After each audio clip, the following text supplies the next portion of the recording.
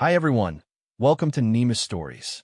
If you love powerful, inspiring tales that touch the heart and stir the soul, you're in the right place. Before we dive into today's incredible story, don't forget to hit that subscribe button and turn on the notification bell so you never miss a new episode. Now, get comfortable because this is a story you won't want to miss. Avery Tran was born in a poor suburb of Houston, Texas. From a young age, she watched her mother, Mrs. Lai, work herself to the bone to make ends meet. Avery's father had passed away early in her childhood due to an unexpected accident, leaving mother and daughter clinging to each other like a final lifeline in a vast ocean.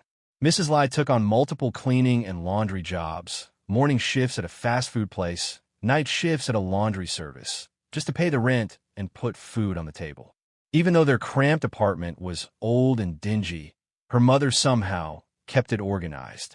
On the wall hung a giant calendar with a picturesque image of Vietnamese rice fields. Every evening, Mrs. Lai would mark one box on that calendar, as if counting down to a brighter future for both of them. Avery often asked, "Mom, when will our life get easier?" Her mother would gently stroke her hair and smile. "When you study hard enough to get a scholarship and get into a good college, then your future will open up." That promise guided Avery throughout her childhood. While other kids played, she spent her free time, after helping her mother, immersed in her schoolwork. Quiet and reserved, Avery rarely socialized, yet her grades were always outstanding. Teachers praised her quick mental math and analytical skills. Dreaming of a top-notch university, Avery applied, with her mother's unwavering support. Mrs. Lai never discouraged her from aiming high, even if it meant borrowing money from relatives for application fees. Finally, the best news arrived. Avery was awarded a full-ride scholarship in finance and economics at Harvard University. The day Avery received her acceptance letter, Mrs. Lai cried tears of joy while Avery hugged her tightly, overcome with emotion. But if America was vast, Harvard was a microcosm of intense competition. Her classmates were mostly children of affluent families or influential politicians. Avery stood out for being quiet, modest in dress, and working part-time jobs in the dining hall to cover living expenses. Some peers teased her for wearing simple clothes or eating cheap meals. Regardless, Avery pushed through, determined to excel. She even earned a research scholarship in her senior year, where she got to work with renowned finance professors and build meaningful academic connections. On graduation day, Avery stood on the stage in her cap and gown, that coveted diploma in hand. From the audience, Mrs. Lai, dressed simply, carrying an old handbag, watched with teary eyes. The moment Avery stepped down, Mrs. Lai embraced her. "I'm so proud of you, Avery. I won't stop here, Mom. I promise to change our lives and take care of you." Though she had a prestigious Harvard degree, Avery quickly realized the real world didn't roll out a red carpet for her. She was a young Asian woman with no family connections, which proved a hurdle in the finance sector. She started at a mid-level investment firm, displaying sharp analysis and bold ideas. Still, she had to work twice as hard to show her worth. Eventually, the company went through restructuring, and Avery, along with many others, was laid off. She felt devastated. Mrs. Lai comforted her, "You're too talented. When one door closes, another opens." Shortly thereafter, Avery landed at a rising tech company in San Francisco called Novatech, led by CEO Jack Harmon, a self-assured white American known for his dynamic vision and media flair. Avery believed this might be the big break to elevate her career. Novatech needed finance experts to secure venture capital funding, and Avery's background seemed a perfect fit. From the onset, however, Avery sensed the company's culture was intensely competitive and male-dominated. Harmon favored his male, mostly white staff for key projects and sidelined women and minorities. Avery and a few other minority colleagues were frequently ignored in meetings, their ideas dismissed. She realized it was yet another uphill battle. But she bit her tongue, thinking, "I'll find my chance eventually." Her chance came when she discovered that Novatech desperately needed a venture capital infusion. Avery had connections to a powerful but discreet VC fund called Vision Infinity, thanks to her Harvard network. Quietly, Avery was able to serve as a bridge, persuading Vision Infinity to inject critical capital that saved Novatech from a looming crisis. Yet all public credit went to Jack Harmon and his close executives. Avery's contributions remained invisible. She swallowed the injustice, waiting for a better moment. That moment arrived in the worst possible way. In a team meeting, Jack loudly berated her for lack of creativity, calling her useless in front of everyone. He unceremoniously fired her on the spot. Avery, humiliated, gathered her belongings and walked out, tears brimming. But even as she left, she remembered one crucial fact. She had garnered the voting authority over a large chunk of Novatech's shares, held by Vision Infinity. Jack might have fired her as an employee, but he couldn't fire a major shareholder. Standing outside the Novatech building, Avery stared at the bustling city. Her body trembled with anger, but also with determination. It's time to turn the tables. A new chapter in her life, an unassuming yet profound revenge, was about to begin. Avery left the Novatech building with a heavy heart. Being fired publicly felt like a massive blow to her self-esteem. She sank onto a bench by a nearby fountain, watching pedestrians rush by. Tears didn't fall, but her heart felt weighted with stones. Her mind spun with questions. What now? Should I give up? Could I fight back? She recalled the Vision Infinity VC fund. Months earlier, she had guided them to invest in Novatech in exchange for substantial equity. Thanks to Avery's analyses and strategic insights, Vision Infinity had entrusted her with decision-making authority over that block of shares. It was all kept hush-hush because Avery wanted to focus on her job without disrupting Novatech's internal hierarchy. But now that Jack had fired her so ruthlessly, everything had changed. He might ignore my contributions, but he can't ignore the biggest shareholder, she thought. After calming herself, she called Joe Carter, her former Harvard mentor and the official representative of Vision Infinity. Joe was shocked to hear she was fired. During the call, he asked, partly sympathetic, partly decisive, "Avery, are you sure you want to activate our intervention clause? The fund owns more than 40% of Novatech. If you want, we can demand an emergency board meeting." Avery gripped her phone, voice steady. "I don't want a petty confrontation, but Jack Harmon's behavior is unacceptable. If we do nothing, he'll keep trampling employees, especially women and immigrants. Let's call the meeting as soon as possible." Joe agreed. He'd recognized Avery's brilliance and ethics, which is why he had entrusted her with significant decision-making authority. "This girl will go far," he often told his colleagues. Meanwhile, Avery pondered Novatech's future. She remembered its promising technology projects. The main problem was the company culture under Jack's leadership. If it continued that way, it would eventually collapse. "I have the power to change things," she reflected. 2 days later, an urgent notice was issued. The Novatech board of directors would hold a special session to discuss leadership changes. Jack was stunned and furious. He had assumed Vision Infinity would remain a silent investor. Why this sudden power move? He tried to reassure himself that he had enough connections to stave off any real threat. But the next morning, he faced a shock.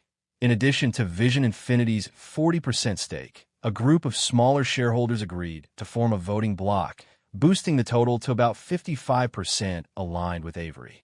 Jack realized he'd have to attend the board meeting, knowing that he might lose his CEO post. The meeting convened on the 20th floor of Novatech's HQ, with glass walls overlooking sunny San Francisco. The atmosphere was tense.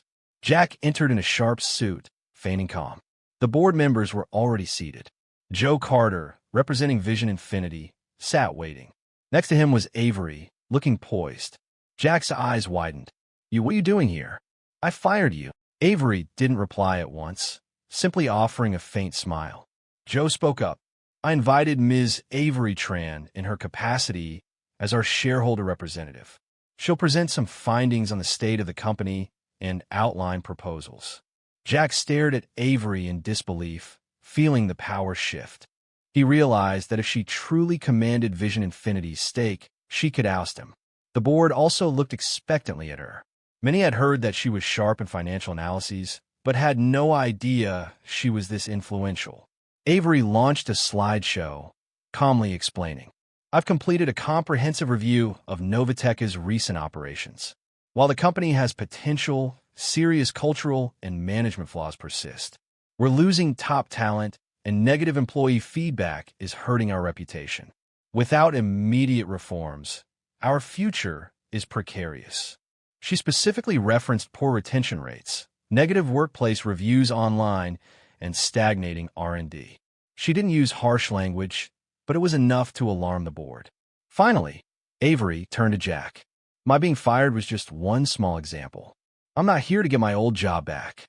I propose a new direction for Novatech, one that emphasizes respect, fairness, and genuine development rather than media hype." Silence fell over the room. Jack's face reddened. He stammered, "You were just a low-level employee. How dare you?" Joe Carter cut him off. "Ms. Avery Tran is no longer just an employee. She wields the voting power for 40% of Vision Infinity's shares. Furthermore, a coalition of other shareholders has temporarily granted her their votes, representing over 50% of the company." Jack glanced around, noticing even his previous allies now averted their eyes or looked uneasy. They worried about Novatech's direction under Jack's erratic leadership. His intimidation game had run its course. Avery continued, "I don't want a personal vendetta. I just want to lay out a restructuring plan. Our first step, replacing the CEO." Jack leapt up. "You want to kick me out? I founded Novatech." Avery shook her head. "I acknowledge you've contributed significantly. You can stay in another capacity if you follow the new rules. But Novatech needs a leader who listens and respects employees. If you refuse, the board will vote today." The tension crackled. Some members were surprised by Avery's resolve, yet many nodded in agreement. The vote was held. 75% supported removing Jack Harmon as CEO and installing an interim executive. Avery was proposed for the CEO position, but she modestly suggested a seasoned executive be the interim. She explained her priority was restructuring finance and culture rather than occupying the CEO's office. Jack stormed out, shooting her a furious glare. A man like him wouldn't give up easily. "I'll be back," his glare implied. To Avery, this was just the first step in her larger goal: transform Novatech into a place where young talents, immigrants, or anyone with ability could shine, an environment truly built on merit. She knew the road ahead would be tough, but she was ready. After all she'd endured, Avery believed that a woman without privilege could indeed accomplish extraordinary things. In the days following the board meeting, word spread fast that Jack Harmon was deposed. Employees buzzed with rumors. Many were curious about Avery Tran, the quiet Vietnamese American they barely noticed in meetings. People kept asking, "Who is she? How did she get the funds backing?" Meanwhile, Avery walked the halls with the same humble bearing. She hadn't taken over the CEO's office, nor did she issue heavy-handed edicts, despite her newfound authority. Instead, she observed each department, each project, assembling a full picture. Some admired her calm approach. Others were wary. Is this a new power tactic? Can she really deliver? One day, she bumped into Lucas, a talented software engineer who had left Novatech after clashing with Jack Harmon over unrealistic deadlines. Lucas looked uncomfortable. "I thought you got fired." Avery smiled. "I came back in a different capacity. I heard you used to be a core developer on NovaCore. Care to tell me more?" Lucas explained how Jack forced them to rush an unfinished product to market. He'd opposed it and was sidelined. Avery listened quietly, then urged Lucas to return, promising him creative freedom to finish the project properly. She believed that Novatech's real asset was its people. He hesitated, but saw sincerity in her eyes. Later, in a small executive room, Avery encountered Martin Reed, a VP who had thrived under Jack by flattering and intimidating others. Now he was nervous. "I'm ready to cooperate if you want to restructure. I just hope we won't destroy everything Jack built." Avery politely responded, "We'll keep the good parts and discard what doesn't work. The company's well-being comes before any individual's interests."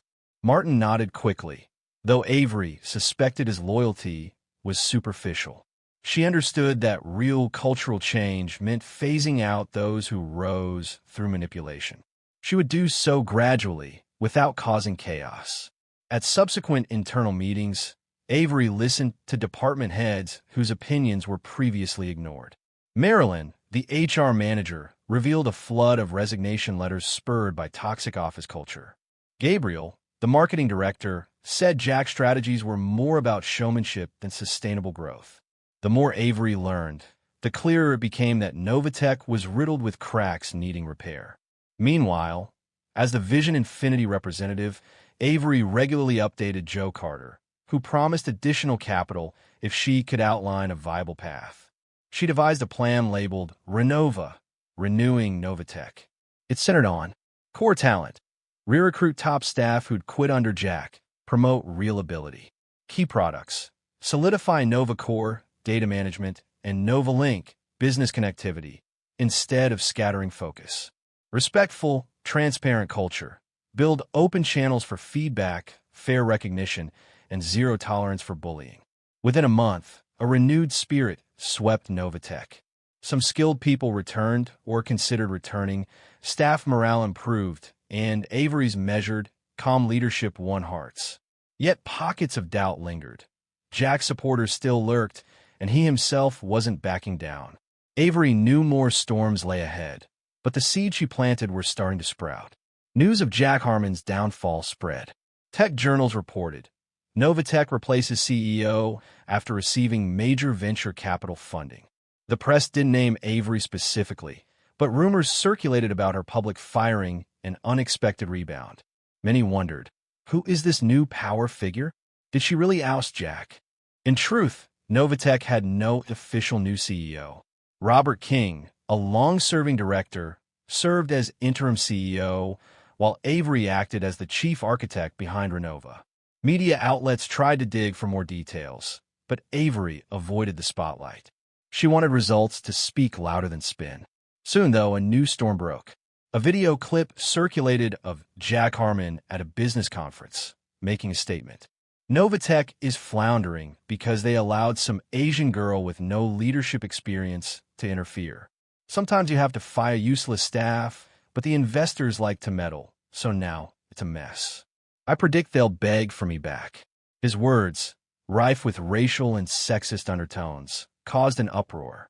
Though some old fans sided with Jack, most called his remarks offensive.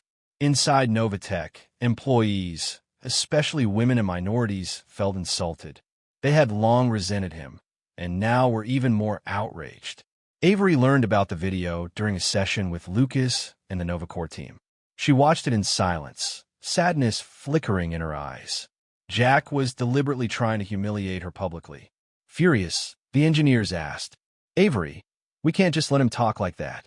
Let's sue him for defamation. She calmly raised a hand. We'll issue a formal response, but not a mudslinging war. Let's focus on our work.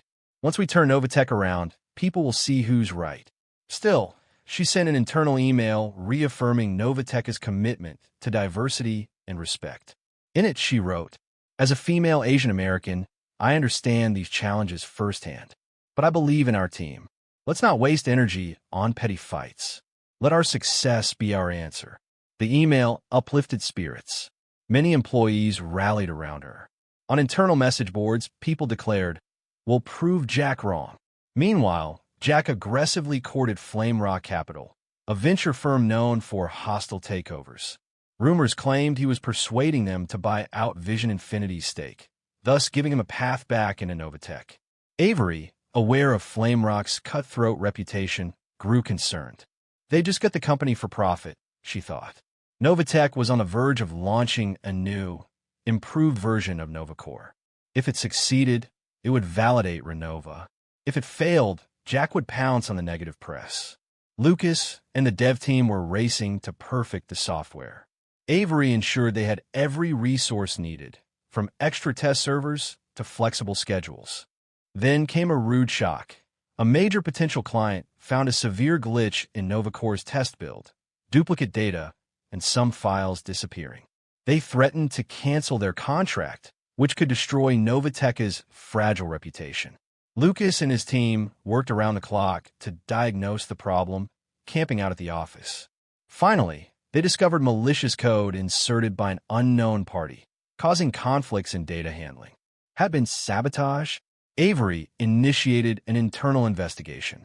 They combed through logs and account accesses. Suspicion grew that Martin Reed might be behind it, feeding codes to Jack. Indeed, Martin had privileged access and a motive to sabotage Avery's reforms. She demanded a comprehensive security audit, including all old CEO accounts and staff connections. Many were nervous. Avery suspected they'd uncover collusion. Sure enough, the audit found Martin's private emails with Jack, containing instructions to slip in a small bug so the rollout would fail. With evidence in hand, Avery convened the board. Martin was suspended, facing further investigation. She declared, "We do not tolerate sabotage or obstruction of progress at Novatech, no matter who's behind it." This announcement jolted the company, but also bolstered Avery's credibility. Employees felt relieved that the rotten core was exposed. However, the real mastermind, Jack Harmon, remained outside, stirring trouble. A day later, Avery received an anonymous message from Jack. "You're cunning, but don't think you've won. I have more cards to play. Watch out." Avery's heart clenched slightly. She knew Jack might unleash something worse. Yet fear did not paralyze her. "We're on the right side, so we have nothing to hide," she told herself. With NovaCore stabilized again, Vision Infinity remained confident. The battle raged on, but Avery could sense the tide turning in her favor, especially now that Novatech's culture was growing more cohesive. Following the sabotage scandal, Novatech rid itself of a cancerous element. People now called Avery the real leader, despite her not formally being CEO. Interim CEO Robert King handled administrative tasks, while Avery was the principal strategist driving morale and direction. Each Monday morning, Avery held brief stand-ups with department heads, listening to updates and removing roadblocks. At the end, she always asked, "Are you running into any red tape, outdated rules, or cultural issues? Let's fix them together." That question became her signature. Employees jokingly called it airing hour because they'd never felt so safe voicing concerns to top management. Proposals about flexible scheduling, training programs, or a new reward system were readily discussed and implemented. Avery never forced her will on them. Instead, she empowered each division to devise solutions that made sense. Beyond internal reforms, Avery also worked to mend Novatech's reputation. Under Jack, the company had alienated many potential partners. Now Avery personally led teams, tech and marketing alike, to pitch solutions to prospective clients. Her humble yet sincere approach impressed them. As confidence grew, new deals trickled in, and revenue began to climb. However, Avery stayed cautious, fully aware Jack Harmon was still out there. Sure enough, Jack stepped into the spotlight again. He lured Flamerock Capital with a generous buyout proposal of Vision Infinity's stake. The rumor unsettled Avery. If Flamerock got involved, they would demand significant control and might ally with Jack to destabilize Novatech or flip it for quick profit. Joe Carter soon confirmed. Avery, the main partners of Vision Infinity, are weighing Flamerock's offer. If they accept, we lose our controlling stake. I support you, but in the end, the fund votes based on financial returns. Avery realized the only way to dissuade them was to prove that Novatech's long-term gains would outweigh a quick sale. She pinned all hopes on the upcoming NovaCore demonstration. If it showed robust quality and sparked major client interest, Vision Infinity would see bigger returns ahead, making a rush sale unnecessary. She threw herself into preparing for the NovaCore showcase, working side by side with Lucas and the team. It was her best, and perhaps only, chance to fend off Flamerock. Lucas sometimes teased, "I've never seen a finance person so deeply involved in coding. Aren't you worried you'll break something?"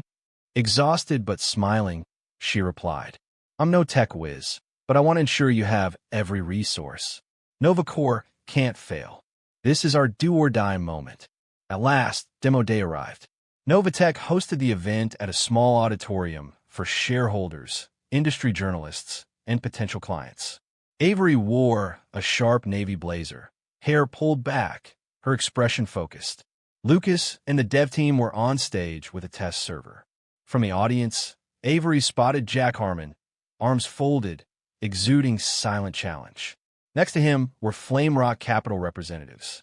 Avery steadied her nerves. The presentation began. Lucas described NovaCore's improved data management features, intelligent analytics, user-friendly interface, scalable architecture. Then came a live demo. Everyone held their breath. The interface loaded smoothly, queries ran without glitches, and the outputs appeared with impressive speed. The crowd murmured in excitement. NovaCore was stable, polished, and efficient. After the demonstration, Lucas beamed. We've poured our hearts into making NovaCore the best possible solution. This is just the first step. We'll continue innovating. Applause erupted. Reporters snapped photos. Avery stepped up, thanked the team, and expressed gratitude to those who had believed in Novatech. Without naming Jack, she made it clear success belonged to everyone working with integrity, not to showy leadership. Scowling, Jack left his seat as soon as the applause died. The Flame Rock reps muttered to one another, seemingly unimpressed by Jack's negativity. Avery guessed they realized Novatech was no easy takeover target. Right after, she called Joe Carter to share the good news. Joe was delighted. We'll reject Flame Rock. Novatech has real potential. No need to sell out early. For the first time in weeks, Avery felt relief. Jack's attempt to sabotage them had been thwarted by tangible results. That, in her view, was the best way to return the slap in the office, by succeeding where Jack said she would fail. She knew he wouldn't quit so easily, but at least NovaCore's success gave her leverage to keep Novatech on track. With NovaCore's successful launch and Martin Reed exposed as a saboteur, Novatech finally began to breathe freely. Employees increasingly recognized Avery as the true guiding force, even though she still wasn't the official CEO. Robert King, acting CEO, focused on routine management. Avery, however, was the driving spirit, forging a new culture of trust and collaboration. Every Monday, she continued her quick stand-ups with department heads, capping each meeting with, "Anyone feel hindered by red tape or office politics?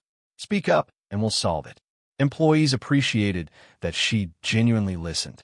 They openly addressed issues like complicated HR procedures, outdated pay structures, or how to encourage better teamwork.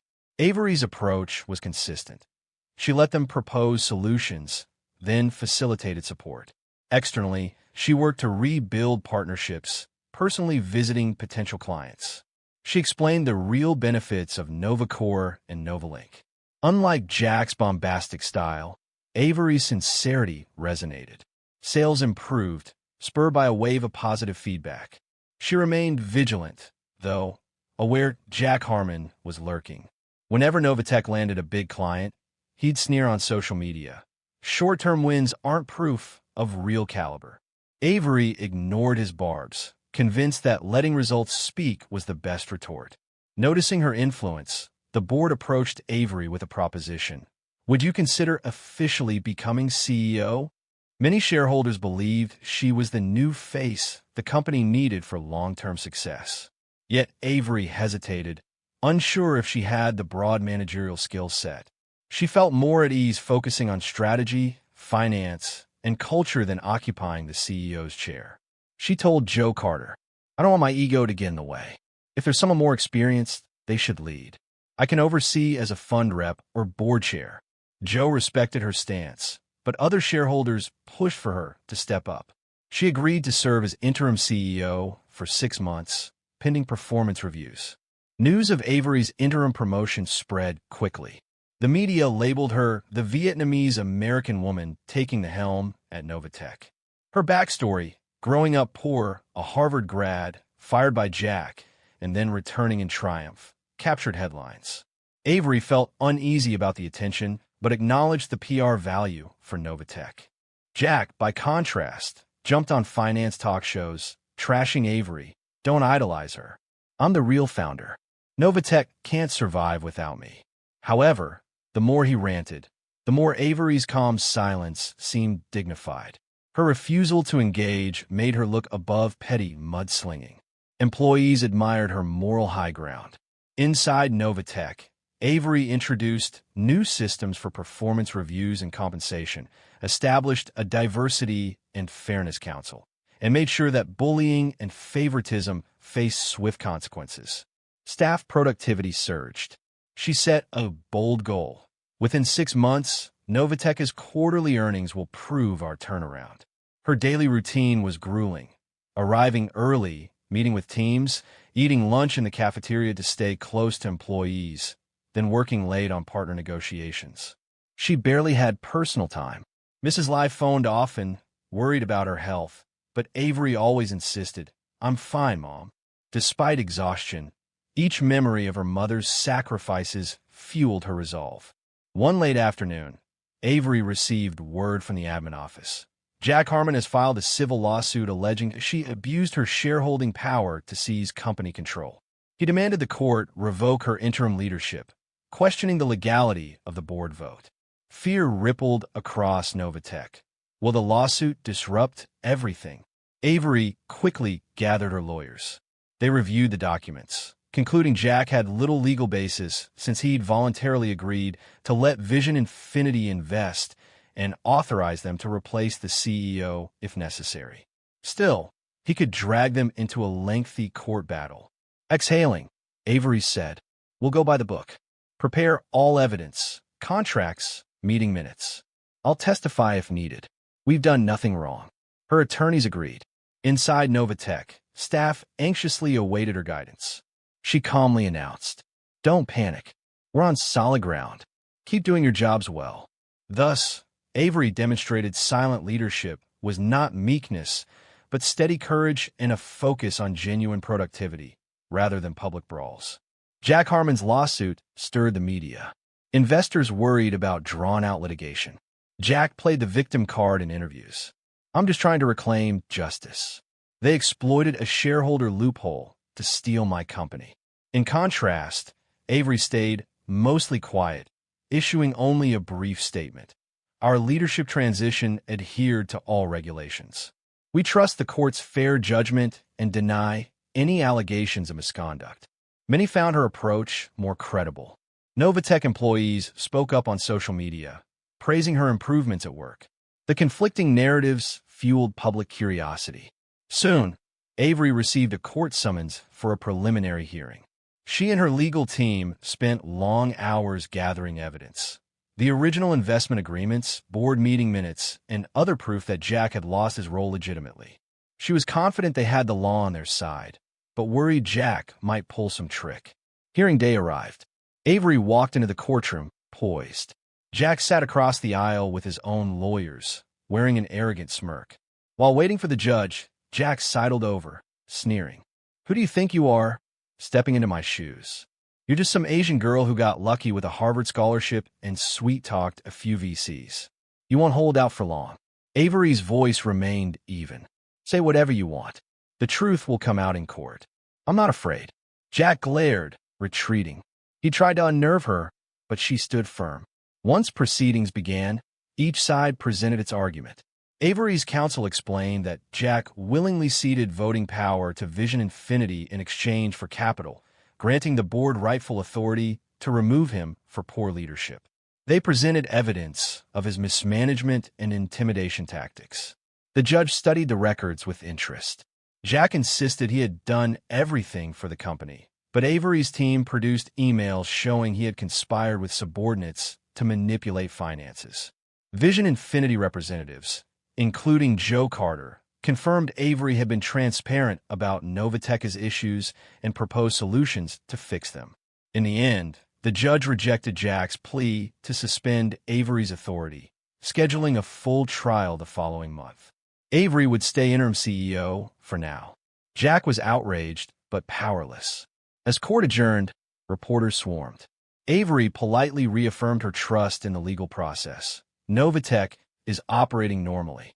Jack fulminated, "They're lying, and I'll expose them." Despite the unresolved final ruling, Avery gained a clear advantage. Employees back at Novatech cheered when they heard the outcome. Some affectionately called her the Iron CEO for her steadiness under fire. The company continued Renova, pushing new revenue streams. Novalink, another core product, neared commercial launch. The dev team fully resolved the data glitch in NovaCore, and momentum built across the board. Buoyed by the positive atmosphere, Avery held a virtual town hall to share her journey, her impoverished childhood, Harvard struggles, her humiliating firing, and how she leveraged that adversity for good. Employees tuning in applauded repeatedly. Many, especially minority and female staff, found her story deeply relatable. She ended with, "I'm not perfect, but I've lived the struggles many of you face, and I believe we can rise together. Novatech is reborn, and you're part of that. Thank you for your trust." It was the voice of fairness echoing throughout the company. People realized they no longer had to keep silent about wrongdoing. Novatech was truly embracing equality. Meanwhile, Jack launched a new startup but struggled to attract funding after his meltdown at Novatech. Rumor had it he was in debt. Regardless, he clung to hope of exposing Avery in the final trial. She braced herself, still dedicated to her real goal, ensuring Novatech's future and making it a workplace that welcomed the underdog, like she had once been. Barely 2 weeks after Avery's rousing town hall, another storm hit. Jack Harmon gave an explosive interview on a well-known financial news channel, unveiling old, hidden financial statements. He accused Novatech of having secret debt Avery allegedly concealed, branding her a fraud. The announcement rattled investors, triggering a sell-off of Novatech shares. Employees panicked. Did Avery hide something? How bad is the debt? Avery ordered accounting to investigate. They discovered that, indeed, Jack had taken out short-term loans during his tenure, likely used to inflate financials. The debts remained on Novatech's books, though not due yet. He had never disclosed them publicly. The amount was not as high as Jack claimed, but enough to alarm minor shareholders. Avery held an immediate press conference to clarify. What Jack Harmon revealed is incomplete. Yes, there are short-term obligations from the previous regime, but we have ample funds to repay them. We've been transparent with our board and have an action plan to retire this debt. Novatech's cash flow is stable, and revenue remains strong. Her transparency calmed some fears, but others questioned, why didn't she announce it earlier? Is Avery also hiding things? Jack piled on, they're lying. They'll crash soon. As the final trial approached, he intensified the mudslinging. Inside Novatech, Avery felt the pressure mounting. She spent long nights reviewing financials, speaking to the lending banks, assuring them of Novatech's solvency. She repeatedly reminded her team, be honest. Don't sugarcoat anything, even if it's embarrassing. So long as we show we can handle our liabilities, investors will stay. The night before the main court date, Avery was up late with her lawyers. Her mother called to check on her. Avery, are you sure you're not overdoing it? Maybe you can find another job and live peacefully. Avery shook her head. I've come too far to quit now, Mom. People at Novatech trust me to save the company. I can't let Jack destroy everything. In court the next morning, Jack's lawyers alleged Avery engaged in fraudulent financing, hid debts, and violated fiduciary duties. Waving documents, they tried to paint a grim picture of Novatech's finances. Industry watchers followed online in real time. Avery calmly rebutted. The loans originated under Jack, not her. After taking charge, she immediately disclosed them to the board and began a repayment strategy. If anyone concealed these loans, it was Jack himself. Her lawyers presented internal emails, board meeting records, and old sign-off sheets proving Jack was behind the hidden loans. The judge frowned at the evidence, forcing Jack onto the defensive. He insisted it was for the good of the company, but Vision Infinity's Joe Carter affirmed Avery had fully informed them about the debts and had begun fixing the mess. We weren't fooled, Joe testified. We knew exactly what we were investing in. During closing arguments, Jack launched personal attacks, calling Avery a pawn of the VCs. She simply stated, I'm nobody's pawn.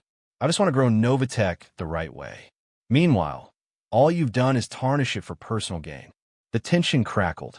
Finally, the judge dismissed Jack's primary claims of illegal takeover and fraud, noting insufficient evidence. The question of his short-term debt remained a separate matter, but didn't implicate Avery. She and Novatech were effectively in the clear. Jack's face drained of color. He stormed out, refusing interviews. Avery simply thanked the judge and left. Her attorneys cheered. We won. News of the verdict spread, boosting Novatech's stock as investor confidence rebounded. Employees broke into applause upon hearing CEO Avery prevailed. Some even threw a small celebratory get-together. Avery realized she wasn't alone. This was a victory not just for her, but for everyone who worked so hard at Novatech. Days later, Jack dropped his lawsuit, publicly blaming unfair courts, but everyone knew his claims had collapsed. Rumor had it he was moving to the East Coast to seek new backers. Avery no longer cared. She was free to drive Renova forward, forging a stable, vibrant future for Novatech. With the litigation behind them, Novatech blossomed. Within 3 months, revenue climbed significantly thanks to new contracts, Novacore's stable performance, and Novalink capturing market share. Management proposed better benefits and training budgets for employees. Avery endorsed these moves wholeheartedly, calling it an investment in our people. One morning, Avery held a press conference to unveil the latest quarterly report. The numbers spoke volumes: 35% revenue growth, 25% net profit increase year-on-year. Shareholders were delighted, and the company's stock rose again. In her public statement, Avery emphasized, "This isn't my personal win or vision infinities. It belongs to all our employees, the open workplace culture we've built, and genuine teamwork. We will continue delivering real value." After the conference, Avery finally exhaled. She decided the time had come to fulfill her personal promise, bringing her mother to San Francisco. She wanted Mrs. Lai to live comfortably without slaving away. That weekend, Avery drove to their old Houston home. The same cramped room, the same old wall calendar, though Mrs. Lai was now over 60, her hair streaked with white. She greeted Avery with tears of joy. "You're finally home. I made your favorite dishes." Avery broke down, hugging her mother, recounting everything: being fired, her silent comeback, the stressful lawsuit. Mrs. Lai listened in quiet awe, eyes moist. Finally, Avery said, "Mom, come live with me in San Francisco. I don't want you working yourself to exhaustion anymore." Her mother smiled gently. "I'm used to life here, but I know you worry. It's time I let myself rest. I'll come with you and help out a bit at home." Avery's heart soared. Though relocating at her age wouldn't be easy, at least she would no longer overwork. Neighbors dropped by to say goodbye, happy for Mrs. Lee's daughter's success. As Avery locked up the old house, she held her mother's hand, thinking, "We'll always remember where we came from." Back in San Francisco, Avery resumed her relentless schedule, now comforted by her mother's presence. Mrs. Lai cooked Vietnamese dishes and sometimes brought them to the office. Coworkers marveled at how the CEO unassumingly shared homemade food. The environment felt more like a close-knit family. One afternoon, Joe Carter and a few board members called Avery in. They proposed she become the permanent CEO, no longer interim. They felt she was the face and future of Novatech. She reflected a moment, then smiled. "Okay, I'll accept the official CEO role, but I want to build a strong executive team. I can't handle everything alone."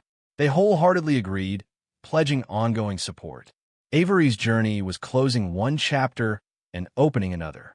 She had risen from humble origins to leading a resurgent tech firm. She had proven that a woman of modest background could do extraordinary things with grit and integrity. Under Avery's leadership, Novatech kept expanding. Employees were more loyal. Customers appreciated the honesty and the robust products. A new ethos, no matter your background, if you have talent, you can shine here, became ingrained in the company culture. Avery's story, the Asian girl once humiliated by her boss, now heading the very company he founded, inspired countless young people, especially immigrants and women, embodying a modern American dream. As for Jack Harmon, he disappeared from public view. Rumor had it he tried starting fresh in New York, but struggled to find backers willing to trust him. Perhaps he would learn a lesson about dignity and leadership. Avery no longer concerned herself with him. She had bigger goals. Late one afternoon, gazing over San Francisco from Novateca's rooftop, Avery recalled the day Jack called her useless and the nights she watched her mom clean fast food floors. She had come so far, but vowed never to forget her roots. Stay humble and compassionate, so that others from tough backgrounds can rise too, she reminded herself. For Avery, subtle revenge was never just about dethroning Jack. It was about creating a workplace where no one else would endure what she had, where putting others down to lift yourself up had no place. That was the sweetest victory of all. Standing in the cool evening breeze, Avery felt a calm satisfaction, knowing she had rekindled the light of hope, fairness, and opportunity for all.